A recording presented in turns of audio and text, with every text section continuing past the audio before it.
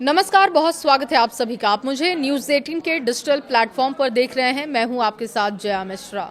America और Iran के बीच तनाव एक बार फिर से खतरनाक मोड़ पर पहुंचता हुआ दिख रहा है। हॉर्मुज जल डमरू मध्य के पास ड्रोन और रडार ठिकानों से लेकर शुरू हुई सैन्य कार्रवाई अब बैलिस्टिक मिसाइलों तक पहुंच चुकी है। अमेरिकी सेंट्रल कमांड ने दावा किया कि ईरान ने कुवैत और बहरीन को दिशा में 7 बैलिस्टिक मिसाइलें दागी हैं। इन देशों की दिशा में 7 मिसाइलें दागी गई हैं, जिनमें से 6 को बीच रास्ते में ही इंटरसेप्ट कर दिया गया, जबकि 7वीं मिसाइल अपने लक्ष्य तक नहीं पहुंच सकी। यह हमला ऐसे समय में हुआ जब कुछ ही घंटे पहले अमेरिका ने दावा किया कि उसने हॉर्मुज स्ट्रेट की ओर से बढ़ रहे ईरान के 4 हमलावर ड्रोन को गिरा दिए। और इसके बाद अमेरिकी सेना ने ईरान के गोरुक और केशम द्वीप स्थित तटीय रडार ठिकानों पर भी जवाबी हमले किए। सेंटकॉम ने अपने ताजा बयान में कहा कि ईरान की ओर से दागी गई मिसाइलें कुवैत और बहरीन की दिशा में थीं।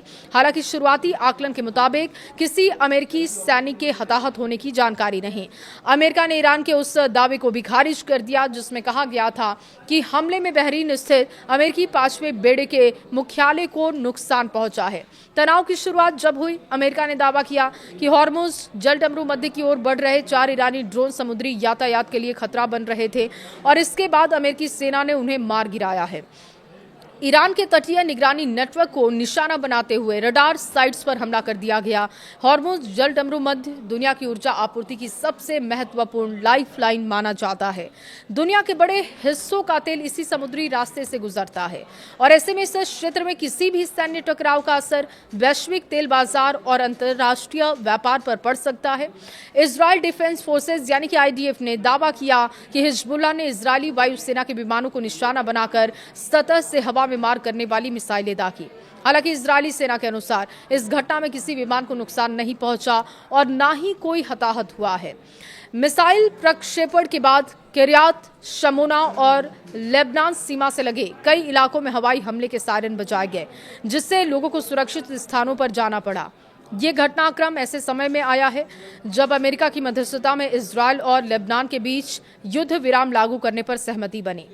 लेबनान के जो राष्ट्रपति हैं जोसेफ आउन, उन्होंने ईरान पर तीखा हमला किया और कहा कि आरोप लगाते हुए उन्होंने ये जानकारी दी कि अमेरिका और इजरायल के साथ अपने टकराव में लेबनान का इस्तेमाल सौदेबाजी के मोहरे के रूप में कर रहा है।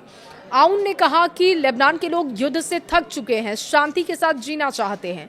उन्होंने कहा कि ईरान समर्थित हिजबुल्लाह की वजह से देश को बार बार संघर्ष में घिरने का भी उन्होंने जिक्र किया और इल्जाम भी लगाए कि हिजबुल्लाह की वजह से शांति नहीं बनती है।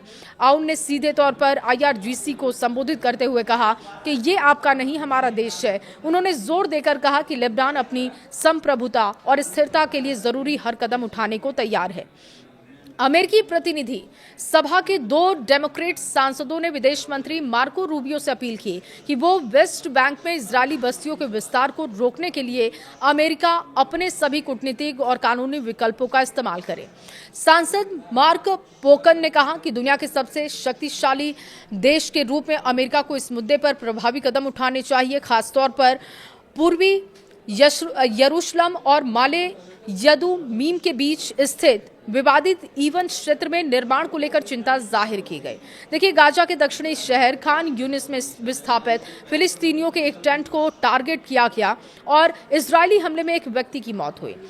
अब लगातार रिपोर्ट के मुताबिक ये दावा किया जा रहा है कि रात में भी हमले हुए हैं। एक अन्य व्यक्ति जिसमें घायल हुआ। हमले के समय टेंट में वो लोग रह रहे थे जो संघर्ष के कारण अपने घर छोड़ने को मजबूर हुए। घटना के बाद से इलाके में बचाव और राहत का काम जारी है, जबकि हताहतों की संख्या बढ़ने की भी आशंका जाहिर हो रही है।